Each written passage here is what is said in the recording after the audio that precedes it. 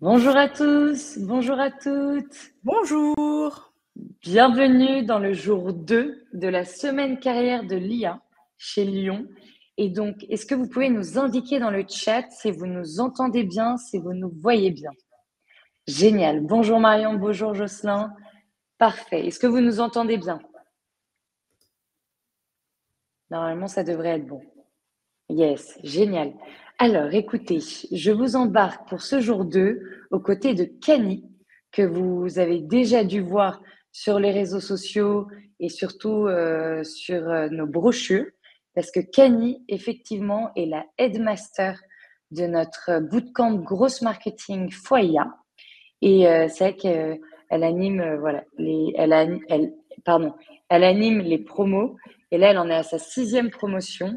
Et c'est vrai qu'on avait à cœur de la voir aujourd'hui parce que vous allez voir, elle a super bien intégré l'IA et les outils aussi d'automatisation. Donc, on en reparlera après. Et donc, si tu veux, Camille, juste passer la prochaine slide. Génial. Et encore après. Et donc, ici, vous êtes chez Lyon, l'école de l'IA. Et donc, cette semaine est particulière parce que vous voulez vous embarquer dans justement ces nouveaux sujets liés à l'IA et surtout comment l'IA révolutionne les pratiques. Et avant ça, je voulais déjà vous resituer en vous présentant ce fameux bootcamp dont je vous ai parlé où Cani est la headmaster. Et donc, Cani, si tu veux juste faire la prochaine slide, génial. En fait, ce qui se passe, c'est qu'on a ce bootcamp qui existe depuis 1 an. Et en fait, sur 13 semaines, vous avez les 10 premières semaines qui sont organisées avec des exercices collectifs en live les mercredis soirs, des interviews d'experts les vendredis midi et à côté du contenu en e-learning en asynchrone. Et en fait, les 3 dernières semaines, vous avez un beau challenge en individuel où vous devez réaliser un gros audit pour une boîte partenaire. Et justement, là, on a Kitok pour la promotion 5. On a une très belle startup scale-up qui arrive pour la promotion 6. Et si tu peux suivre la prochaine slide, Camille, s'il te plaît, génial. Et en fait, ce qui se passe aujourd'hui avec ce bootcamp, c'est qu'on a fait une refonte avec un focus IA. Et comme vous pourrez le voir dans la brochure si vous voulez avoir plus d'informations. Et donc, on a rajouté de l'IA dans le prep work avant de commencer le bootcamp. On a mis en avant le module 2 avec vraiment la maîtrise du prompt engineering et aussi ce module 8 hyper important de créer du contenu visuel avec l'IA. Et si tu veux juste faire la suite, et en fait, ce qui est hyper intéressant aussi, et ce qu'on aime mettre en avant chez Lyon, c'est vraiment l'importance des interviews d'experts qu'on a dans le bootcamp les vendredis midi. Et vous verrez plus en détail si vous voulez dans la brochure, mais on a vraiment des personnes, Camille peut l'approuver aussi. On a vraiment des personnes qui ont des très belles expériences, qui sont maintenant à leur compte, qui ont créé leur boîte et voilà, qui nous font des démos, qui nous emmènent avec des use cases. Et voilà, j'avais à cœur de vous montrer ceux qu'on a la chance d'avoir au quotidien avec nous. Et juste poursuivre, ouais. Et en fait, là, aujourd'hui, je vous parle parce que je suis donc responsable pédagogique de l'école Lyon. Et pour information, vous avez l'occasion d'échanger avec Mélodie, qui est la Sales et Admission Manager de l'école.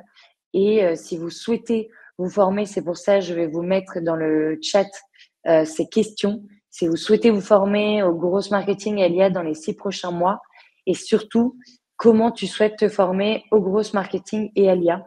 Donc voilà, je vous invite à y répondre. Et pour info, la prochaine promo, donc la promotion 7, commence le 14 mai. Et voilà, et on sera embarqués ensemble pendant 13 semaines. Et donc voilà, bienvenue dans ce webinaire du jour 2, comment intégrer l'IA dans son job. Et donc Camille, je vais pouvoir te laisser la main et te laisser amener la prochaine slide. Ça Ouais. marche, avec plaisir. Bonjour à tous, j'espère que vous allez bien et que vous n'avez pas trop faim. En tout cas, merci de passer votre midi avec nous. Pour information, moi, j'ai pas le chat, je le vois pas vu que je passe les slides. Donc effectivement, comme vous a dit Aimé, on aime bien que ce soit participatif. Je vais vous parler de pas mal de choses. Je vais pas vous faire une démo en live, mais il y a des screenshots, donc pas mal de choses que je vais aborder aujourd'hui. S'il y a des questions, Aimé, je veux bien que tu me les dises en direct, s'il te plaît. Bien mais sûr. En tout cas, n'hésitez pas à les dire pendant la présentation. Je m'arrêterai sans souci. Et puis, pareil, à la fin, s'il y a des questions sur soit l'après, soit le bootcamp. Effectivement, j'ai de la chance d'être headmaster, donc je m'y connais un petit peu. J'accompagne les promos depuis le début. Si vous avez des questions aussi là-dessus, vous n'hésitez pas. En tout cas, c'est parti. Je vous propose de... Ah, peut-être qu'il y a quelque chose que tu veux voir avec eux d'abord, Aimé.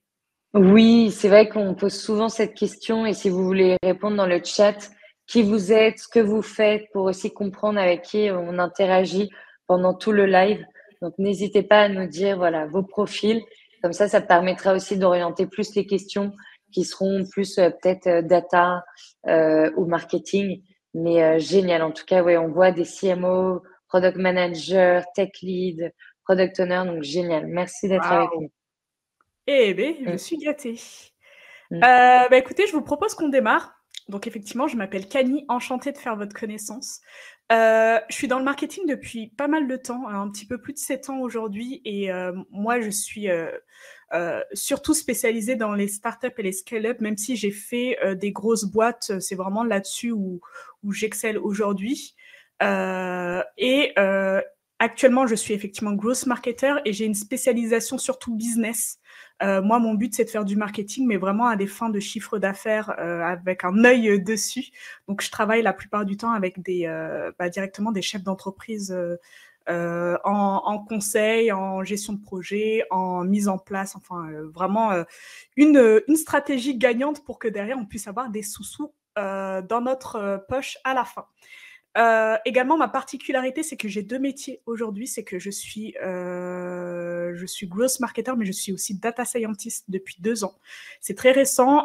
J'en parlerai pas aujourd'hui parce que c'est l'aspect un peu plus technique, un petit peu plus code, etc. On va pas, enfin sauf s'il y a des questions là-dessus et j'y répondrai avec plaisir. Mais on va pas effleurer cet aspect-là de mon métier. En tout cas, sachez-le. Voilà, donc mon expérience aujourd'hui, elle est majoritairement B2B et aujourd'hui un petit peu plus aussi sur les infopreneurs. J'ai pas mal d'infopreneurs dans mon portefeuille client. Et voilà, pour faire Oui. Est-ce que tu veux expliquer ce que c'est infopreneur Alors, infopreneur, c'est des... Ouais, très bonne question. Infopreneur, c'est des entrepreneurs qui vendent de l'information. Donc, le plus connu, je pense, en France étant Yomi Denzel. Je pense que c'est le plus connu en France aujourd'hui. Donc, c'est tout ce qui va être des entrepreneurs qui vont vendre de la formation, des contenus, enfin, toute cette catégorie-là d'entrepreneurs. Tu as bien fait de me poser la question, Aimé. Donc aujourd'hui, j'ai plusieurs casquettes. Je suis freelance senior effectivement en growth et data science en data pour aller plus vite.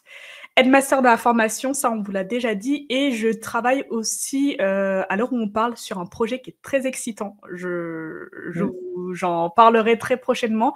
Si vous voulez suivre un petit peu cette histoire, je vous invite à me rajouter sur LinkedIn. Là, ça va arriver là début mai. Mais c'est très bien de quoi je parle, mais je garde un peu de mystère à ce sujet.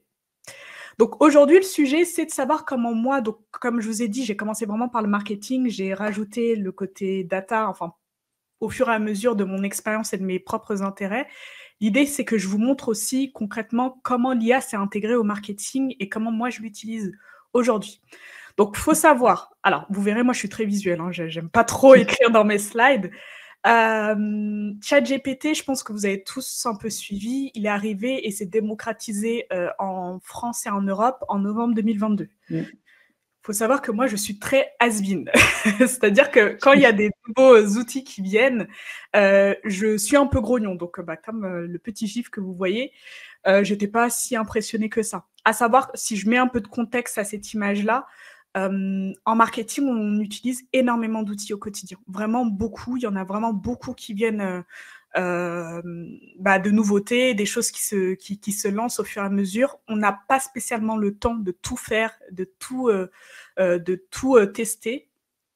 Et ChatGPT, même si j'en avais entendu parler à l'époque, pas plus que ça. J'avais un peu joué avec, mais enfin, voilà. En avril 2023, Voilà. J'ai donné mes codes de carte bleue à ChatGPT et depuis avril, bah, je paye tout le temps. Qu'est-ce qui s'est passé entre-temps? C'est que d'une, bah, forcément, moi, j'ai eu la curiosité d'aller regarder, j'ai testé et il y a eu aussi des évolutions de ChatGPT. Par rapport à moi, ma manière de travailler, j'ai également testé justement comment il pouvait s'intégrer au mieux et pas que ce soit une contrainte supplémentaire par rapport à un nouvel outil que j'allais regarder et mettre dans mon quotidien. Donc aujourd'hui, effectivement, j'ai payé beaucoup de fois 24 $, comme vous pouvez le voir. Et moi, ChatGPT, aujourd'hui, et pourquoi j'ai switché, c'est qu'il... enfin, quand je dis ChatGPT, entendez-moi bien, je dis les outils IA au global. Je résume juste par ChatGPT. Ils m'ont aidé vraiment sur 3 verticales en particulier. C'est sur tout ce qui va être sur de la recherche et de scroller le web. Je vais aller dans le détail après. Les tâches chronophages et surtout l'API de ChatGPT qui permet de faire beaucoup de choses. Sur la partie web, forcément, ça va être de la recherche d'informations. Alors, il faut savoir que j'ai utilisé ces outils beaucoup plus à partir du moment où ils pouvaient faire des recherches directement sur Internet. Je pense que ceux qui, peut-être dans le chat, vous pourrez nous le dire d'ailleurs, au début, entre ChatGPT, c'était vraiment du machine learning. Le machine learning, c'est quoi? C'est on injecte des informations et par rapport aux informations qu'on a injectées dans la machine, ils vont pouvoir extraire des informations par rapport à cette base de données. ChatGPT était comme ça, donc lorsqu'on lui demandait des infos sur qu'est-ce qui se passe dans le monde actuellement, si cette information ne faisait pas partie de cette base de données, c'était pas possible de pouvoir avoir cette information-là. Ça a vite changé.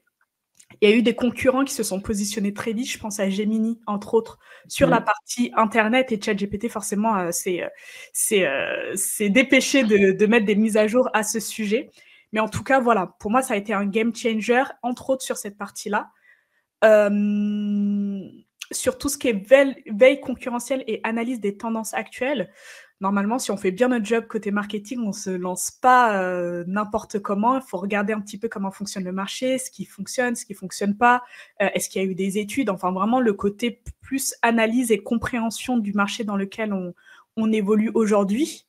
Et avant, je le faisais à la main.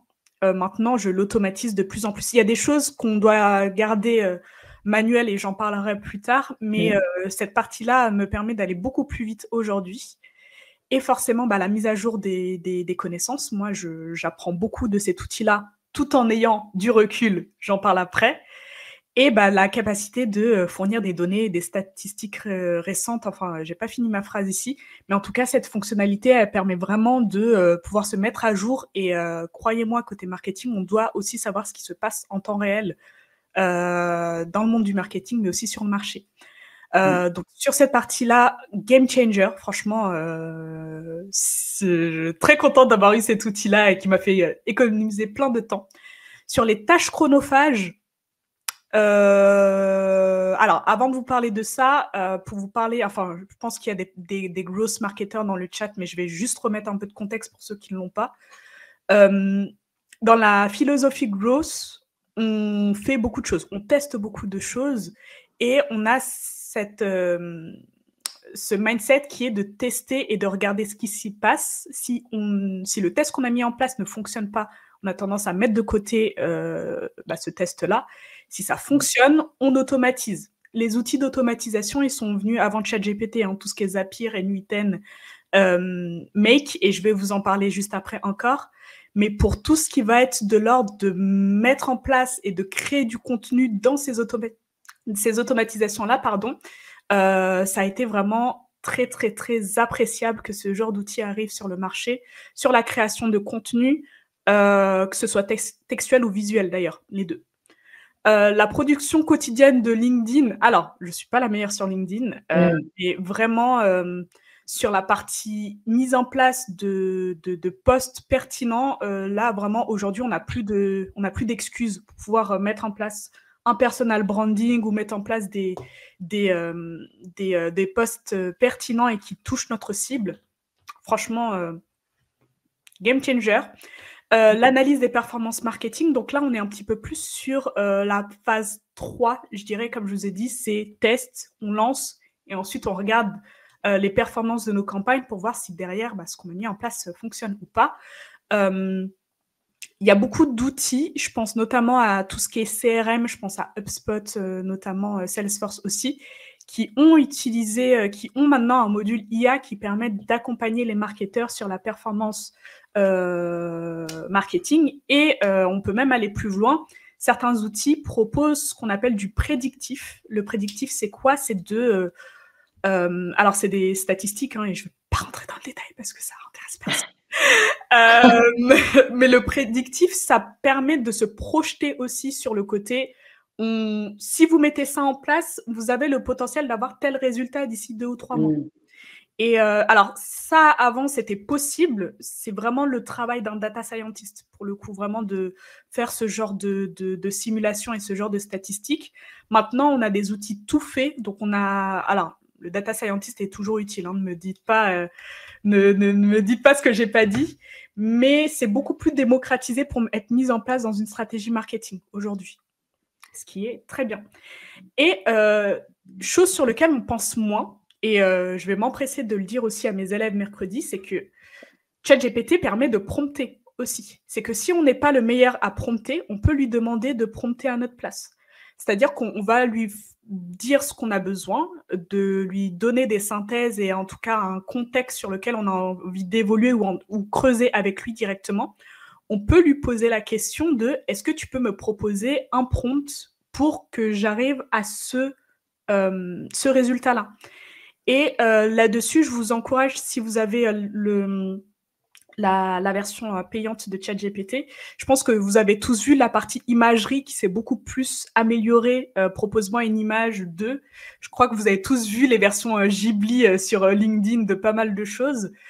Pour avoir des résultats encore plus précis, n'hésitez pas à lui dire, moi j'ai une idée, j'ai celle-ci, j'ai envie que mon image puisse traiter cette information, puisse raconter cette histoire, soit en 2D, 3D, soit en réaliste, soit en cartoon, etc. Et au lieu que vous puissiez prompter, vous allez en fait brainstormer avec ChatGPT et lui, il va vous sortir le prompt en disant, si tu veux avoir une image fidèle, moi je te conseillerais de me demander ça. Et il va vous prompter, et puis ensuite, il faut juste copier-coller. Tout simplement. Ça, c'est la méthode feignasse, si vous êtes un peu comme moi. Et la dernière chose, c'est l'API de ChatGPT, et je vais vous faire une démo juste après. Ce qui est très intéressant, c'est qu'elle permet une connexion directe avec des outils, notamment tout ce qui est outils d'automatisation. Automatisation des posts sur LinkedIn, c'est ce que je viens de vous expliquer. Et ça permet d'intégrer notamment la partie outils analyse de données, la synchronisation des plateformes, de créer des workflows personnalisés. En fait, là où j'ai envie de vous amener, c'est qu'aujourd'hui, ChatGPT et les outils IA, je vais arrêter de dire que ChatGPT, nous permettent d'avoir une créativité beaucoup plus grande, mais aussi de pouvoir gagner du temps pour mettre en place des choses assez sympas. Vraiment, moi, si je dois vraiment résumer ça par rapport à quand je faisais du marketing avant et après ChatGPT, c'est surtout le gain de temps et surtout la finesse. Mais par contre, la chose qu'il faut que vous gardiez en tête aussi, c'est que ces outils-là, c'est très intéressant, mais il faut garder en tête qu'on doit garder notre expertise et garder notre œil critique, pardon. C'est que ça reste un assistant. Mais derrière, le chef d'orchestre, c'est nous. C'est nous qu'allons prompter, c'est nous qu'allons lui demander des choses. Il faut faire attention à ce qui sort en output, ce qu'on dit, donc le résultat de ChatGPT. Il faut garder le côté, est-ce qu'il n'y a pas des fautes? Est-ce que ce qu'il dit, c'est bien OK? Double-checker, c'est intéressant. Et justement, je crois que j'avais vu dans les infos il n'y a pas longtemps une personne qui aime un peu trop ce genre d'outils et qui devait aller voyager, je ne sais pas où, c'est un Australien qui devait voyager, je ne sais plus où. J'avoue que j'ai oublié la destination. Mais en tout cas, elle avait demandé à ChatGPT, est-ce que pour aller dans cette destination, j'ai besoin d'un visa? Et l'outil lui a dit non, pas besoin d'un visa, juste ton passeport australien suffit. Et il s'avère qu'il a été bloqué à l'aéroport. Donc, un billet d'avion à la poubelle. Oui. Voilà, pour vous dire qu'il faut quand même prendre ce qu'on vous dit avec des pincettes et ne pas hésiter à lui dire. ChatGPT, parfois, lorsqu'il me sort des choses qui ne sont pas bonnes, moi, je prends le temps de lui dire ça, c'est pas bon, et voilà pourquoi, pour que vous aussi, donc comme je dis, dans cette optique de machine learning, qu'on puisse apporter votre pierre à l'édifice pour que lui aussi devienne de plus en plus fin au fur et à mesure. Oui. Et Kani, juste pour comprendre aussi, quel est ton pourcentage entre scroller sur le web, les tâches chronophages, API, de ton utilisation de chaque de ces 3 parties importantes pour toi? Quand tu dis pourcentage, c'est pourcentage de IA versus à la main? Temps. Pardon. Non, pourcentage de temps, par exemple, de scroller sur le web, des tâches chronophages, API. Alors, scroller sur le web, moi, je vous avoue que bon, je suis encore un peu de l'ancienne école, donc je connais des Googlers qui ne vont plus sur Google, par exemple, et qui vont vraiment que leurs requêtes sur ChatGPT et Perplexity, enfin tout ce genre d'outils. Moi, je reste quand même un peu attachée au fait de faire des choses à la main. Moi, je fonctionne surtout, alors pour la première partie, moi, je fonctionne surtout par projet. Sur quelque chose que j'ai envie de faire en particulier, donc le projet de sortir un produit à la fin, de voir quel outil je vais utiliser et de quelle manière je vais répartir mes efforts pour que ça soit le plus efficace possible. Et surtout, quelles informations je peux donner à l'outil pour que je puisse gagner du temps. Un exemple que je peux vous donner, c'est que j'ai aidé une cliente, enfin j'ai fait une grosse étude de marché sur une cliente qui avait énormément de produits. L'étude de marché, j'aurais pu la faire à la main, mais j'avais pas envie. J'avais pas envie et c'était chronophage. Ça fait partie pour moi, bon du coup on est sur le 1 et le 2, ça fait partie pour moi des tâches chronophages. Donc ce que j'ai fait, c'est que j'ai travaillé sur des fiches produits, mais dans le détail, hein, dans les fiches produits, c'est un Google Doc. Il y avait le logo du produit, les informations à savoir, le prix, les promotions, les pages d'atterrissage, la stratégie marketing, enfin vraiment des fiches déjà qui allaient aider dans la structure de la cliente à voir mieux de un produit égale telle stratégie et comment on le vend et comment on parle de ce produit-là. Et lorsque ces fiches étaient nickel, je les ai injectées dans ChatGPT et lui demandé est-ce que tu peux me faire une étude de marché, mais pas que lui dire est-ce que tu peux me faire une étude de marché. Encore une fois, c'est nous qui drivons l'outil. Donc, c'est à nous de dire comment on veut que l'étude de marché soit faite. Donc, je veux que tu me fasses une étude de marché. Dans cette étude de marché, tu dois y inclure un paysage concurrentiel, les plus, les moins de chaque concurrent, les tendances. Quand tu me fais une étude de tendance, je veux que tu me parles de comment fonctionne le marché et rajoute-moi une source officielle ou scientifique avec le lien de la source pour que je puisse vérifier ton travail. Enfin, vraiment, il faut le prendre de cette manière-là pour que derrière, il fasse le job et que nous, on puisse affiner. Encore une fois, on ne garde pas notre esprit critique. Donc, moi, j'ai juste pas copié-collé bêtement ce travail-là, mais c'est à nous de vérifier et surtout de checker ce qu'il fait. Ça arrive très souvent qu'on nous envoie des liens, par exemple, des liens morts, donc des liens qui arrivent à retrouver, mais qui n'existent plus parce que la personne qui est derrière ce site ne veut plus communiquer sur le lien pour X ou Y raison. Des concurrents qui ne sont pas des concurrents, ça existe aussi. Enfin, là-dessus, il faut quand même challenger ce qui est sorti, mais par contre, le temps que ça me fait de le challenger versus le temps que ça m'aurait pris de le faire de A à Z, il n'y a pas photo. Hyper intéressant. Et pour la partie API, je ne pourrais pas te dire côté temps parce que ça va vraiment dépendre de ce que tu fais avec l'API. Moi, je l'utilise essentiellement lorsque je fais des automatisations. Ça va dépendre du workflow. Enfin là, pour la démo, j'ai pris le workflow, un des workflows les plus simples que je puisse trouver. Il y en a des beaucoup plus costauds. Donc là-dessus, ça va plus dépendre de ce que tu veux mettre en place avec. Génial. Ouais, très clair, Kani. Merci. Avec plaisir. Je vous propose de démarrer. Alors, je ne voulais pas faire de démo parce que je n'ai pas spécialement beaucoup de temps et je veux laisser du temps aux questions.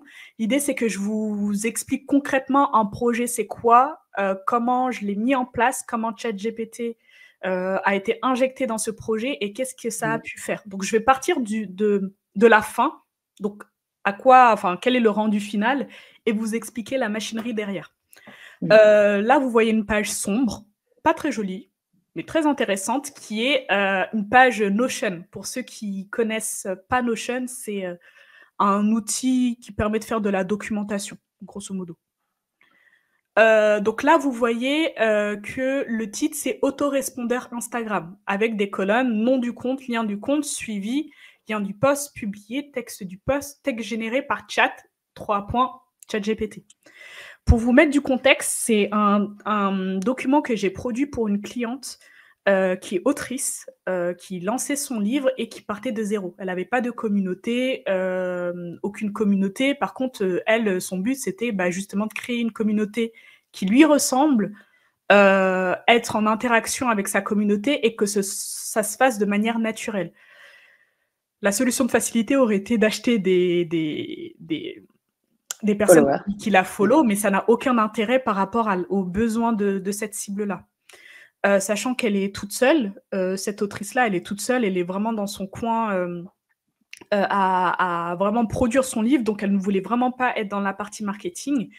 L'idée, c'était de lui donner un document pour qu'elle, alors il me semble qu'elle avait quelque chose comme 30 minutes sur Instagram à consacrer, lui donner un document pour qu'elle puisse aller sur d'autres communautés d'auteurs, elle s'exprimer, dire des avis, enfin tout ça pour qu'elle puisse naturellement intéresser d'autres personnes qui la follow de cette manière-là. Donc ce document-là, vous voyez qu'il y a pas mal de lignes, il y en a encore, il y en a encore plus, et si on clique sur la première ligne, par exemple, ça ressemble à ça à l'intérieur.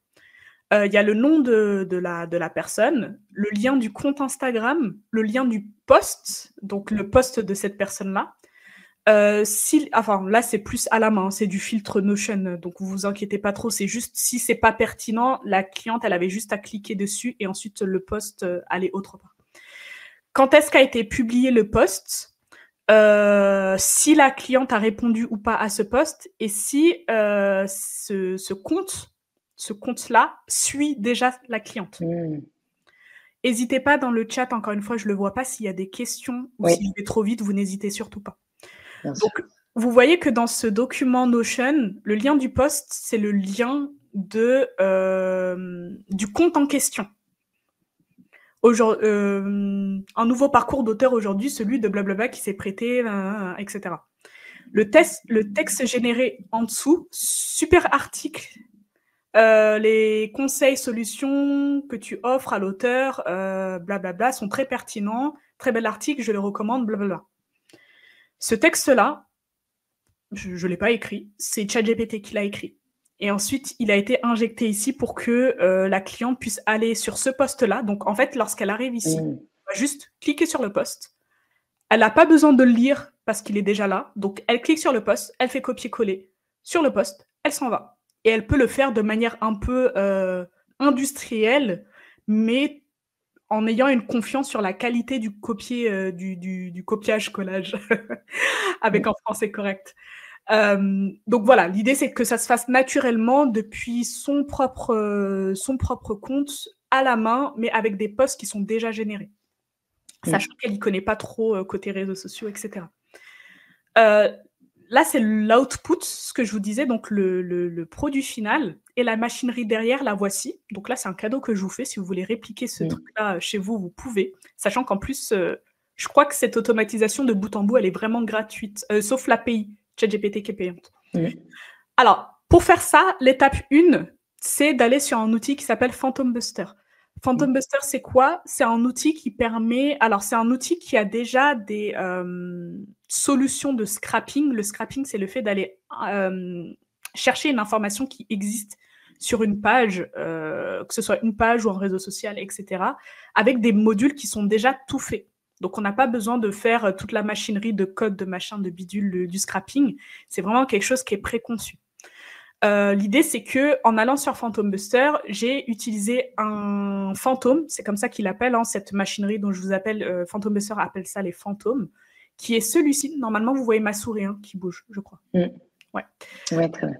Donc, ce fantôme s'appelle Instagram #SearchReports. Donc moi, lorsque je suis allée sur Phantom Buster, je lui ai dit, moi, je veux que tu me sortes des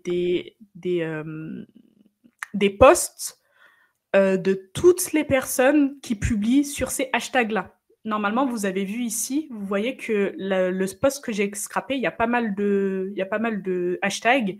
Il y en a quelques-uns qui faisaient partie de la liste que j'ai fournie à Phantom Buster.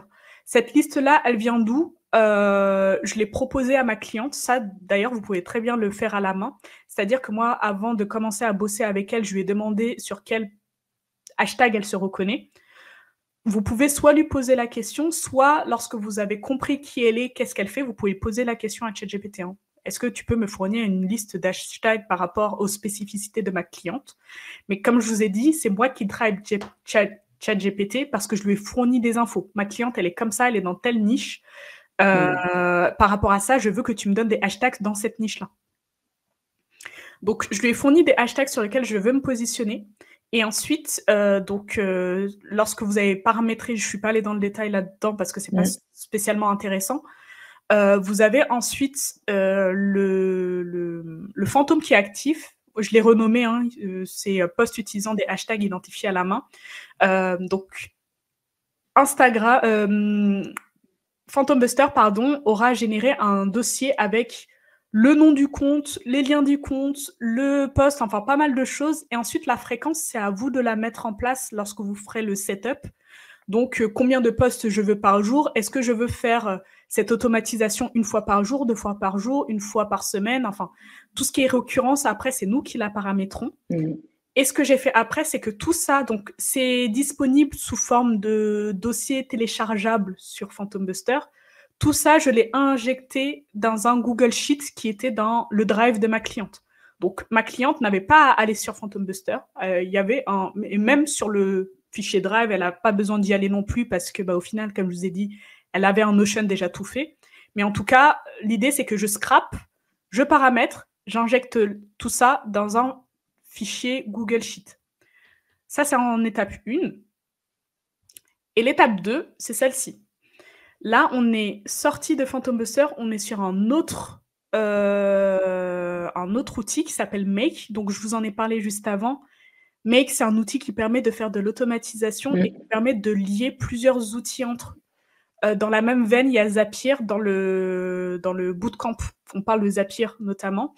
Et il y a Jérémy François que vous avez vu. Lui, par exemple, c'est un fan de N8N. Donc, chacun a son outil doudou, j'ai envie de dire. Moi, mon cœur balance, mais en tout cas, dans cet exemple-là, j'ai choisi de prendre Make.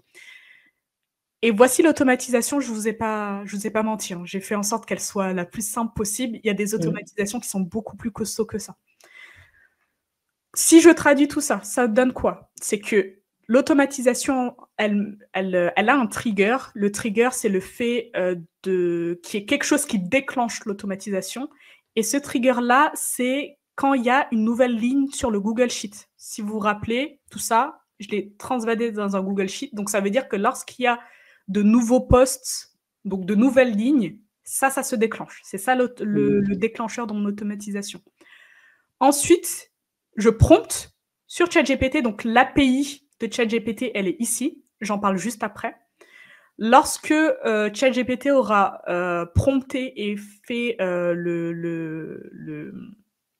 le commentaire, vous savez, dont je vous ai parlé juste avant, il va update la ligne, c'est-à-dire que la ligne qu'il est allé voir, il va rajouter une nouvelle colonne dans la même ligne pour rajouter le commentaire en lien avec le post qui a été scrappé.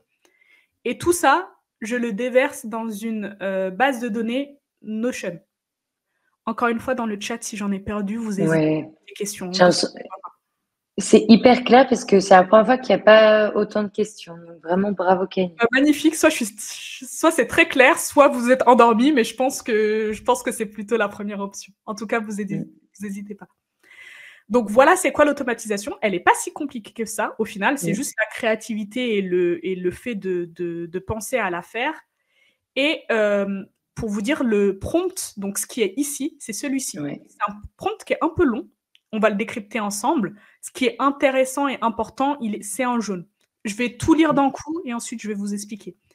Donc, tu es un expert en social media manager, comme quoi, dès la première ligne, il peut avoir des fautes, spécialisé dans les commentaires qui font sens avec des posts Instagram. Écris-moi un commentaire court et efficace de maximum 2-3 courtes phrases qui permet à l'audience Instagram de l'auteur de me découvrir à travers un commentaire de qualité qui apporte de la valeur. L'objectif premier est de susciter l'envie de toutes les personnes qui voient le post de lire mon commentaire et s'engager à liker, voire commenter mon propre commentaire. Reste simple, n'utilise pas de formule trop scolaire et formatée, ni d'approche trop frontale du type « venez voir mon profil ». Oui. Si tu juges nécessaire de taguer le profil qui fait le post, voici son nom, username, j'en parle juste après. Veille à bien mettre un arrobase avant et garde à l'esprit que tu n'es pas obligé de le faire sinon pertinent.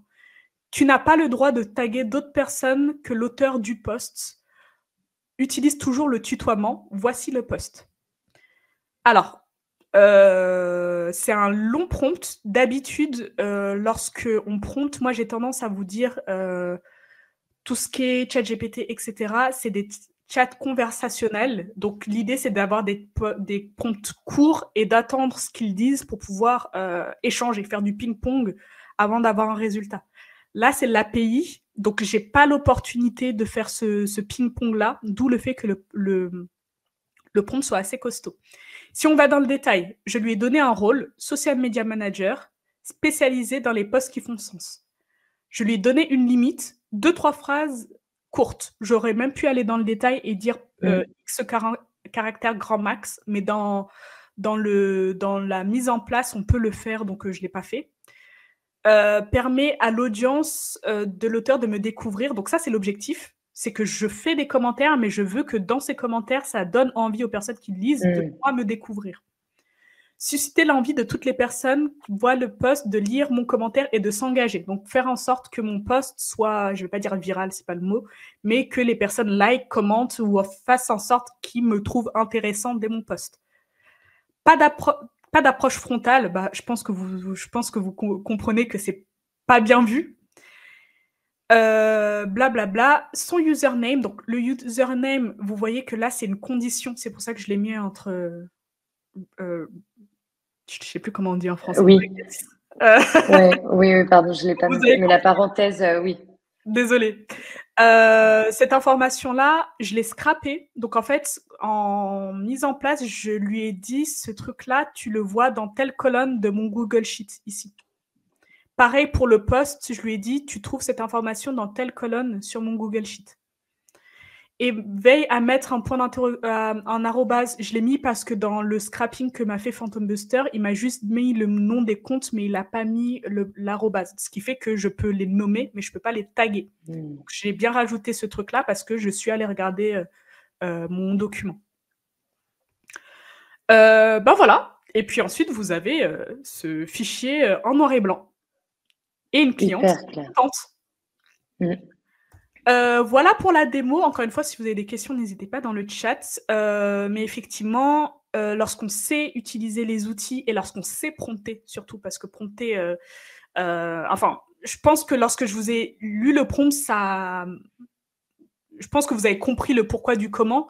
Mais y penser lorsqu'on va mettre en place, c'est une autre paire de manches. Je pense que j'ai dû faire plusieurs tests avant et voir la qualité du commentaire qu'il me faisait avant de me dire « Ok, c'est bon, je m'arrête là. » Voilà, donc j'ai terminé de mon côté. Je pense que je suis pile à l'heure. Oui, 2 choses. Effectivement, donc par rapport au sujet qui est mon utilisation, comme je vous ai dit, de base, ça ne m'intéressait pas spécialement ChatGPT quand c'était sorti, mais c'est passé de ce qu'on appelle un shiny object. Shiny object, vous savez, c'est une notion qui est le fait de voir quelque chose qui est incroyable, super intéressant, mais derrière, avec peu de valeur, un assistant, et encore une fois, un assistant qui doit être managé. C'est hyper important. Il doit être managé. Je me répète, il doit être managé. Je termine par ça. Ensuite, on prendra les questions-réponses, je pense, Amy. C'est sur ma toolbox du moment. Alors, faut savoir que moi, les outils IA, j'en utilise pas mal. Là, c'est vraiment, j'en ai pris 5 pour pas trop vous inonder. Là, j'ai choisi de vous prendre ceux qui, pour moi, sont utiles pour moi et ceux que je teste un petit peu actuellement. ChatGPT, pour moi, c'est le généraliste. C'est le précurseur, c'est celui qui met en place pas mal de choses. C'est vraiment le premier outil que j'ai commencé à payer. C'est par défaut. C'est l'outil par défaut. Il est toujours là. Il est sur mon téléphone. Game changer. Perplexity. Perplexity, je l'ai en version payante. Je ne le paye pas parce que j'ai été au bon endroit au bon moment. C'est un outil IA dans la même veine que ChatGPT, c'est juste que lui, il a un petit peu plus ce rôle de moteur de recherche plutôt que ChatGPT, qui est plus voilà, un chat conversationnel. Je l'utilise moins aujourd'hui, pour être honnête, depuis que, comme je vous ai dit, depuis que ChatGPT a cette notion d'aller regarder ce qui se passe sur le net. Avant que ce soit le cas, j'utilisais beaucoup plus Perplexity. Et il avait aussi un côté espace de travail aussi. Là, c'est plus de l'UX design, hein, mais pour que je sache qu'est-ce que je fais à tel moment, c'était pas mal. Après, je vous le recommande, c'est quand même un bon outil. Mapify, alors c'est un outil de cartographie et de mapping. Moi, j'aime beaucoup le faire pour tout ce qui est veille, restitution d'idées et visualisation. J'aurais pu vous faire une démo, mais on n'a pas trop de temps à ce sujet. Si par exemple, vous voulez un résumé d'une vidéo YouTube de 2 heures sur quelqu'un qui parle d'un sujet intéressant, vous pouvez prendre le lien de la vidéo YouTube, de lui dire « Est-ce que tu peux me faire un résumé des temps forts et des choses hyper pratico-pratiques que je peux mettre en place ?» Par exemple, vous le mettez dans Mapify, il vous met un mapping en 3 minutes. Moi, pour faire ma veille marketing, c'est un outil que j'aime beaucoup. Syntra, que j'ai découvert il y a une semaine. Il y a une semaine, c'est un outil d'agent IA, mais un outil préconçu. En fait, eux, leur proposition de valeur, c'est vraiment d'avoir des employés virtuels qui travaillent même quand vous n'êtes pas présent. Donc, Syntra, il y a plusieurs agents qui sont déjà faits. Il y a des agents qui sont social media managers, des agents qui sont là pour faire du copywriting, il y en a qui sont là pour faire votre facturation, il y en a qui sont là pour faire votre être commercial si vous n'avez pas de commercial. Moi qui suis en train de monter un gros projet et qui sollicite pas mal de personnes, je vous avoue que le fait d'avoir ce genre d'outils, ça m'aide pas mal. Et Descript, avec lequel j'ai joué ce week-end, qui est un outil de montage vidéo, mais montage vidéo qui est injecté avec de l'IA, c'est-à-dire que lorsque vous allez mettre votre fichier source, on va dire, vous avez la possibilité d'enlever tout ce qui est les d'office, ce qui fait que vous gagnez déjà énormément de temps sur une vidéo d'1 heure et demie. Croyez-moi que déjà rien que ça vous fait gagner du temps. Il vous fait des cuts automatiques, il vous met en place un montage intelligent vraiment en pas longtemps. Et aussi, pour la promotion, il peut vous faire aussi tout ce qui est Reels, Instagram, vidéo, LinkedIn depuis votre fichier source sans que vous ayez à faire grand-chose. Dites juste, j'ai besoin de 3 Reels qui ont pour sujet tel sujet, et il vous le fait automatiquement. Donc, ça vous fait gagner du temps côté création. Hyper intéressant. Et finalement, là, ce budget que tu alloues donc à ces différents outils, à ce bel agent IA Syntra, qu'est-ce que ça représente à peu près? Est-ce que tu as une idée? Alors, sur le budget, alors moi j'ai surtout un côté budget global parce que là je vous ai vraiment mis mes outils IA, mais je vous ai pas mis mes outils marketing. Vous savez, tout ce qui est Zapier, Make, enfin tous ces trucs-là, je les ai pas mis dans ma toolbox.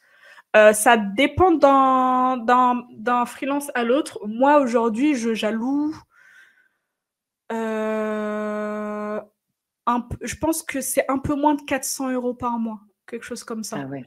Un peu moins de 400 €. Après, ils sont vite rentables en termes de temps passé. Et surtout, enfin, les outils, quand vous savez un peu comment ça fonctionne, vous savez qu'il y a des promos un petit peu tout le temps, ou bien vous prenez une période d'essai, vous attendez à ce qu'ils vous fassent une offre. Mais vous voyez, par exemple, Syntra, moi, je l'ai payé à l'année. Syntra, il est à 450 € par an. Je l'ai payé, je crois, 180 € par an. Parce que je l'ai testé, je me suis fait désirer, je savais que j'allais avoir une promo, ils m'ont donné moins 60% d'un coup, je l'ai pris après. Des scripts, j'ai eu plus ou moins la même chose. C'est vraiment ChatGPT que je paye plein pot aujourd'hui dans mes outils. Ok, écoute, super intéressant et vraiment, tu as des très beaux retours de tout le monde en disant que c'est très bien, très clair. Tu as Olfa qui te dit que l'usage de l'API ChatGPT que tu as fait est vraiment intéressant et qu'elle te remercie pour cette belle démo et pour le cas d'usage utile. Il y a Avec plaisir. Armand qui te demande si tu as un conseil sur une structure globale à respecter pour un prompt.